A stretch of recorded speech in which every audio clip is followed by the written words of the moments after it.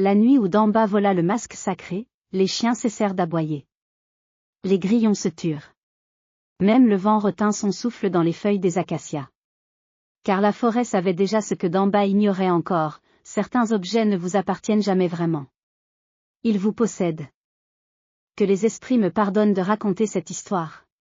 Que les ancêtres protègent ma voix tandis que je dévoile ce qui ne devrait peut-être jamais être dit. Car voici le récit de Damba Touré, fils maudit de Sékou, celui qui commit le sacrilège ultime dans notre village de Bandiagara, au pays d'Ogon, là où les falaises touchent le ciel et où les masques dansent avec les âmes des morts. Cette histoire se déroula il y a 3 saisons des pluies, mais pour ceux qui l'ont vécu, c'était hier. Pour Damba, c'est une éternité. Le village de Bandiagara s'accroche aux falaises rouges sans comme un enfant à sa mère. Ses cases rondes, coiffées de chaumes dorés, surveillent la vallée où serpente le fleuve Niger au loin. C'est un lieu béni des dieux, un lieu où les vivants et les morts partagent le même espace, séparés seulement par un voile aussi fin qu'une toile d'araignée. Damba Touré était sculpteur. Ses mains, larges et calleuses, transformaient le bois brut en œuvre magnifique. Mais voyez-vous, le talent sans sagesse est comme un couteau sans manche, il blesse celui qui le porte. Le soleil se levait à peine ce matin-là, teignant les falaises de Bandiagara d'or et de pourpre. Damba sortit de sa case en titubant, la bouche pâteuse du dolo bu la veille. À 32 ans, il était le meilleur sculpteur du village, mais aussi le plus orgueilleux, le plus cupide, le plus vide. Son père, Sékou le Sage, avait été le gardien des masques sacrés. Un honneur transmis de génération en génération depuis que le premier ancêtre des Touré avait taillé le premier masque dans le bois sacré du baobab foudroyé. Mais quand Sékou mourut 3 lunes plus tôt, mordu par un serpent noir au retour d'un rituel, le conseil des anciens avait refusé de transmettre ce titre à Damba. Ton fils n'a pas le cœur pur, avait-il dit à l'esprit de Sékou durant les funérailles. Ses mains créent la beauté, mais son âme est un terrain stérile où rien de sacré ne peut pousser. Au lieu de cela, ils avaient nommé Amadou, le fils du forgeron, un homme humble qui ne savait ni lire ni écrire mais dont le cœur battait au rythme des tambours ancestraux. Cette décision avait planté une graine de rancœur dans le cœur de Damba. Une graine qui poussa comme le baobab, lentement mais sûrement, ses racines s'enfonçant profondément dans les ténèbres de son âme. Ce matin-là, Damba se dirigea vers le marché de Mopti, une journée de marche à travers la brousse. Ses sandales soulevaient la poussière rouge tandis qu'il cheminait, un baluchon sur l'épaule contenant ses dernières sculptures, 3 masques profanes qu'il espérait vendre aux touristes blancs qui payaient en billets de banque colorés. À Mopti, le marché grouillait de vie. Les femmes en pagnes multicolores négociaient le prix des tomates. Les forgerons frappaient le fer en cadence. L'odeur de poisson fumé se mêlait à celle de l'encens. Et là, près de l'étal d'un marchand mauritanien, Damba vit quelque chose qui arrêta son cœur. Un touriste français, bedonnant et suant sous un chapeau ridicule, marchandait un masque. Pas n'importe quel masque. Une reproduction grossière, mais reconnaissable. Le masque Kanaga. Le masque des funérailles. Le masque sacré. Combien ? Demandait le Français dans un bambara atroce. 100 000 francs, répondait le marchand avec un sourire édenté. 100 000 francs. Le souffle de Damba se coupa. Pour une pâle copie. Combien paierait-on pour un vrai ? Pour un masque authentique qui avait dansé avec les morts ? Pour un masque qui portait l'âme des ancêtres ? La graine de cupidité fleurit instantanément en une plante vénéneuse. Le voyage de retour vers Bandiagara fut long pour Damba. Mais son esprit galopait plus vite que ses pieds. Il calculait, planifiait, rationalisait. Dans la case sacrée, gardée par Amadou, reposaient 12 masques authentiques. Le Kanaga aux cornes pointant vers le ciel et la terre. Le Sirigué, haut de 6 mètres, dansait seulement lors des grandes funérailles. Le Satimbé, représentant la sœur de la mort. Chacun valait une fortune. Amadou n'est qu'un paysan, se disait Damba en marchant. Il ne sait même pas sculpter. Que connaît-il des masques ? Moi, je suis le fils du gardien. C'est mon droit. Écoutez bien ce qui suit. Car c'est ainsi que l'homme se ment à lui-même jusqu'à croire que le vol est justice. La lune était pleine cette nuit-là. Une lune blanche et ronde comme l'œil de Dieu. Damba attendit que le village s'endorme.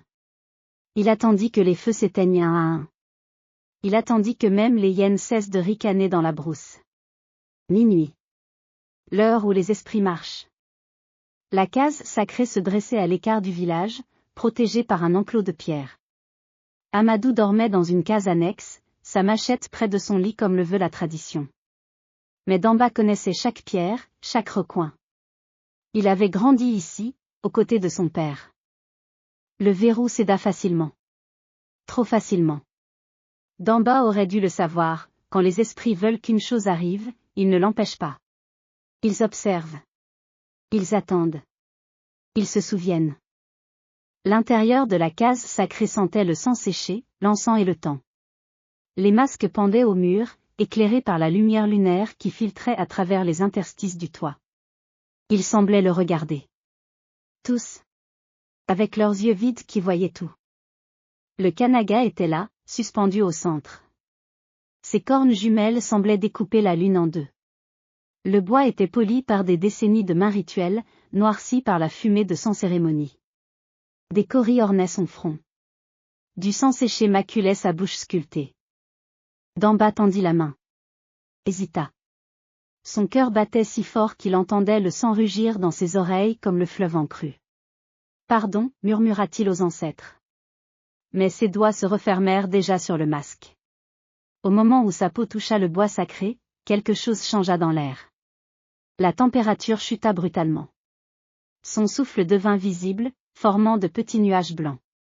Et pendant un instant, un seul instant, Damba crut entendre un murmure. Des centaines de voix. Des milliers. Toutes prononçant son nom. Il arracha le masque du mur et courut. Derrière lui, dans la case sacrée, les autres masques se balancèrent doucement sur leurs crochets. Comme s'il hochait la tête. Comme s'il disait, ainsi commence ton châtiment. Les 3 premiers jours, Damba se félicita de son audace. Il avait caché le Kanaga dans un trou sous sa case, enveloppé dans un tissu ordinaire. Personne ne savait. Amadou avait découvert le vol et sonné l'alarme, bien sûr. Le village entier était en émoi. Mais personne ne suspectait Damba. Qui oserait voler aux ancêtres, disaient les vieilles femmes en se lamentant. Les esprits puniront le voleur, promettaient les anciens, leurs visages ridés graves comme des sculptures de pierre. Damba souriait intérieurement. Il attendrait que l'agitation retombe, puis il partirait discrètement pour Bamako où il connaissait un antiquaire véreux qui posait rarement des questions. Mais la 4e nuit, les rêves commencèrent. Ce n'étaient pas des cauchemars ordinaires. C'était autre chose. Damba se retrouvait debout dans la case sacrée, mais la case était infinie, s'étendant dans toutes les directions comme un labyrinthe de masques. Des milliers de masques le regardaient. Certains riaient. D'autres pleuraient. Tous prononçaient son nom. Damba. Damba. Damba. Il se réveilla en hurlant, le corps trempé de sueur froide. Sa femme, Fatoumata, le secoua. Qu'y a-t-il? Tu as crié. Un rêve. Seulement un rêve. Mais ce n'était pas seulement un rêve. Car quand Damba alluma la lampe à huile, il vit des traces de pas sur le sol de leur case. Des traces boueuses. Mais il n'avait pas plu depuis des semaines, et le sol dehors était sec comme de l'os. Les traces menaient de la porte à son lit, puis repartaient. Quelque chose était entré pendant son sommeil. Quelque chose l'avait regardé dormir. La 5e nuit, Damba refusa de fermer les yeux. Il resta assis contre le mur, une lampe allumée, surveillant les ombres qui dansaient sur les murs d'argile. Mais la fatigue est plus forte que la peur. Vers 3 heures du matin, ses paupières se fermèrent malgré lui. Quand il les rouvrit, le masque Kanaga était posé sur ses genoux. Il hurla et le jeta loin de lui. Le masque tomba au sol avec un bruit sourd. Fatoumata se réveilla en sursaut. Qu'est-ce que c'est? Demanda-t-elle en fixant le masque qui gisait au milieu de la case, luisant à la lumière de la lampe. Je l'ai trouvé, bégaya Damba. Dans la brousse. Je pensais le rendre. Mais Fatoumata n'était pas stupide. Elle vit la peur dans les yeux de son mari. Elle vit comment ses mains tremblaient. Et elle comprit. Que as-tu fait? Murmura-t-elle, sa voix à peine audible. Par tous les ancêtres, Damba, qu'as-tu fait? Cette nuit-là, Fatoumata prit leurs 3 enfants et partit chez sa mère. Elle ne laissa pas de message. Elle ne dit pas au revoir. Elle savait que son mari était désormais marqué par les esprits, et elle ne voulait pas que cette malédiction touche leurs enfants. Damba resta seul avec le masque. Les jours suivants se fondirent en un cauchemar réveillé. Damba essaya de remettre le masque dans la case sacrée, mais chaque fois qu'il s'en approchait, ses jambes refusaient d'avancer. Comme si des mains invisibles le retenaient. Il essaya de le brûler, mais le bois refusait de s'enflammer. Il essaya de le jeter dans le fleuve, mais ses bras devinrent paralysés au bord de l'eau. Et la nuit, oh la nuit. Les voix devenaient de plus en plus fortes. Des chants funèbres. Des plaintes. Des accusations. Damba ne dormait plus. Il ne pouvait plus. Car chaque fois qu'il fermait les yeux, il les voyait, les ancêtres. Une procession infinie d'hommes et de femmes morts depuis longtemps, tous portant des masques, tous pointant vers lui un doigt accusateur. Voleur, disait-il. Profanateur. Tu as rompu le pacte sacré. Le 10e jour, les habitants du village commencèrent à remarquer les changements. Damba titubait dans les rues, parlant tout seul, ses yeux fixant des choses que personne d'autre ne voyait. Ses cheveux, autrefois noirs et lustrés, devenaient gris. Sa peau prenait une teinte cendreuse, comme s'il se transformait lentement en statue de poussière. Les esprits le dévorent, murmuraient les femmes en se signant. C'est lui le voleur, comprirent les anciens. Amadou, le nouveau gardien, vint trouver Damba un matin. Il le trouva recroquevillé dans un coin de sa case, ses bras enserrant ses genoux, ses yeux écarquillés fixant le masque qui trônait au centre de la pièce. Damba, dit doucement Amadou. Rends-le. Les ancêtres accepteront peut-être ton repentir. Mais Damba ne semblait pas l'entendre. Ou plutôt, il entendait trop de voix pour distinguer celle d'Amadou parmi la cacophonie des morts. Ils chantent, murmura Damba. Tu les entends? Ils chantent ma mort. Ils dansent déjà autour de mon corps. Il éclata d'un rire démentiel qui glaça le sang d'Amadou. Ce fut le vieux Kogoné, le plus ancien du Conseil des Anciens, qui sut quoi faire. À 97 ans, il avait vu 3 générations naître et mourir. Il connaissait les secrets que même les jeunes anciens avaient oubliés. Le masque ne le lâchera pas, expliqua-t-il au village rassemblé sous le baobab central. Pas tant qu'il ne l'aura pas dansé. Danser, s'étonna Amadou. Mais il n'est pas initié. Aucun non-initié ne peut porter le kanaga. Précisément, répondit Kogoné, ses yeux laiteux fixant un point invisible. C'est le seul moyen pour lui de payer sa dette. Il doit danser avec le masque jusqu'à ce que les ancêtres décident de son sort. Soit ils acceptent sa danse et son repentir, soit. Il n'eut pas besoin de finir sa phrase. Tout le monde comprenait. Danser le kanaga sans initiation était potentiellement fatal. Les esprits pouvaient prendre possession du danseur, le chevaucher jusqu'à ce que son cœur éclate ou que son esprit se brise complètement. Mais c'était la seule façon. On prépara la place cérémonielle. Les tambours furent sortis et accordés. Les femmes préparèrent les offrandes, mil, cola, poulet blanc. Les hommes tracèrent les signes protecteurs dans la poussière. Au coucher du soleil, on amena Damba. Il fallut 2 hommes pour le soutenir tant il était devenu faible. Ses yeux étaient ceux d'un homme qui n'avait pas dormi depuis des siècles. Sur son visage émacié, chaque os était visible sous la peau tendue comme un tambour. On plaça le masque kanaga dans ses mains tremblantes. Danse, ordonna Kogoné. Danse pour ta rédemption ou ta damnation. Les tambours commencèrent. Lent d'abord. Un battement comme un cœur hésitant. Puis de plus en plus rapide, de plus en plus insistant. Damba leva le masque vers son visage. Au moment où le bois toucha sa peau, son corps se raidit comme frappé par la foudre.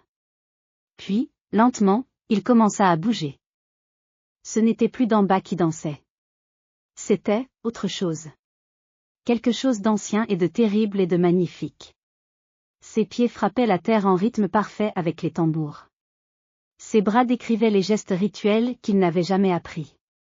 Le masque sur son visage semblait vivant, ses cornes pointant alternativement vers le ciel et vers la terre, unissant les 2 mondes. La danse dura des heures. Tout le village regardait, pétrifié. Certains jurèrent avoir vu d'autres silhouettes danser autour de Damba. Des formes translucides. Les ancêtres eux-mêmes, venus témoigner de ce jugement. Damba dansait et dansait encore. Sa bouche sous le masque murmurait des paroles qu'aucun vivant ne comprenait. Des larmes coulaient dessous le masque, traçant des sillons dans la poussière qui couvrait son corps. Puis, alors que l'aube commençait à pointer, Damba s'effondra. Le silence qui suivit fut absolu. Pas un souffle de vent. Pas un chant d'oiseau. Le monde entier retenait son souffle. Amadou s'approcha prudemment et retira le masque du visage de Damba. L'homme qui gisait là n'était plus le même. Ses cheveux avaient complètement blanchi. Son visage portait des rides qui n'y étaient pas la veille. Mais ses yeux étaient enfin en paix. Je les ai vus, murmura Damba d'une voix rauque. Tous. Mon père. Mon grand-père. Tous les gardiens depuis le commencement. Ils m'ont montré tout ce que j'avais oublié. Tout ce que j'avais ignoré. Il se mit à genoux avec difficulté et tendit le masque Kanaga à Amadou. Pardonne-moi, frère. Pas seulement d'avoir volé le masque, mais d'avoir volé mon propre héritage en refusant de le comprendre. Kogone s'approcha et posa une main osseuse sur la tête de Damba. Les ancêtres ont parlé, déclara-t-il à l'assemblée. Damba Touré a payé sa dette avec sa danse et son repentir. Sa punition sera de vivre avec le poids de ce qu'il a fait, mais aussi avec la sagesse qu'il en a tirée. Voilà comment Damba l'orgueilleux devint Damba le sage. Il ne sculpta plus jamais de masques profanes pour les touristes. Au lieu de cela, il devint l'apprenti d'Amadou, apprenant humblement les secrets qu'il avait autrefois dédaignés. Il apprit que les masques ne sont pas des objets, mais des ponts. Que l'art n'est pas possession, mais service. Que la vraie richesse ne se compte pas en billets colorés, mais en paix de l'âme. Ses cheveux restèrent blancs jusqu'à la fin de ses jours, témoignage de sa nuit avec les ancêtres. Et parfois, lors des grandes cérémonies, quand les masques dansaient sous la lune, les anciens juraient voir deux ombres danser avec Damba, celle de son père Sékou, et celle de l'homme qu'il aurait pu devenir s'il avait choisi le bon chemin dès le début. Fatoumata et les enfants revinrent après 3 lunes. Elle vit le changement dans les yeux de son mari et comprit que l'homme qui avait volé le masque était mort cette nuit-là, et qu'un homme nouveau était né. Écoutez bien cette leçon, vous qui m'écoutez, le sacré ne se possède pas, il nous possède. Comme disent nos pères, celui qui vole aux ancêtres ne vole que sa propre paix. Rappelez-vous aussi, la folie est le dernier avertissement avant la sagesse. Damba a dû descendre dans les ténèbres pour voir la lumière. Et retenez ceci, même le plus grand sacrilège peut mener à la rédemption, si le cœur qui se repent est sincère. Les ancêtres ne cherchent pas à punir éternellement, mais à enseigner. La danse de Damba était un jugement, certes, mais aussi une initiation.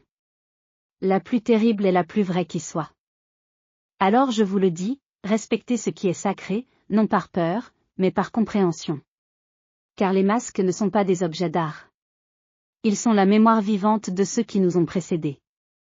Les toucher avec cupidité, c'est toucher l'âme même de nos ancêtres. Que cette histoire vous protège des tentations de l'orgueil et de la cupidité. Que vos mains créent toujours avec respect. Que vos cœurs restent purs devant le sacré. Et si jamais vous voyez un masque ancien, quelque part dans un marché ou un musée loin de chez lui, rappelez-vous Damba. Rappelez-vous que derrière chaque objet sacré volé se tient une armée de fantômes en colère, attendant que justice soit faite. La paix des ancêtres soit avec vous. Ubuntu.